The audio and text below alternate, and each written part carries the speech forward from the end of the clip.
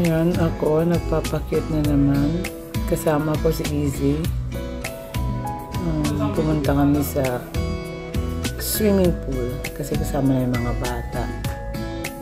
Kaya habang mga bata nasa-swimming, ito naman kami nagpapakit sa taas. Nagpa-picture-picture pag may time. Ayan. Ayan, saan naman ba ako pupunta? Mahirap pala mag-voice, voice over. Ito ako, anyway, tina-try ko lang. Ayan, umakyat ako. Akyat. Ayan, nakita na yung view. Ang ganda ng view dyan sa taas. Talagang maganda mag-picture. Ayan. Feeling ko maganda. Feeling maganda. And this is my first time mag-voice over.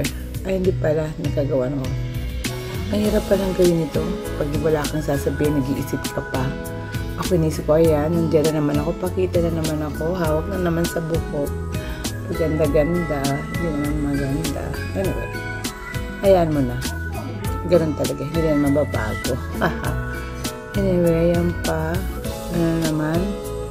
Pakit muna, pakit. Mahaba pala to. Ayan, ang ganda ng swimming pool dito sa taas. Ayan si Easy, pakita ko picture dyan. Sabi niya, picturean ko daw siya. Ayan, nasa taas, so umakyat siya.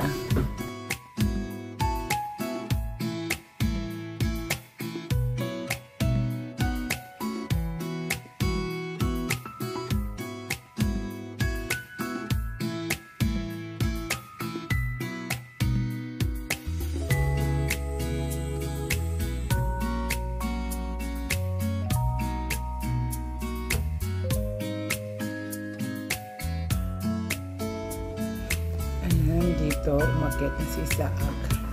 Hindi ako bumababa habang hindi ko siya kasabay kasi hindi ako nagbabantay dyan.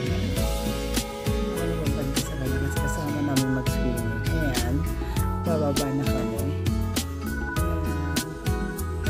Pag-cute na. Ayan, baba. Sana ba dyan si Easy? Ayan na. Akit na yan para ako naman mag-picture pa niya. Ay, ako pala mag-aakyat kasi ako na muna daw ang pag-picture na siya. So, siya naman after. Ang ganda. Ayan si Easy. After that, siya naman ang pipicture ko. Feel ko.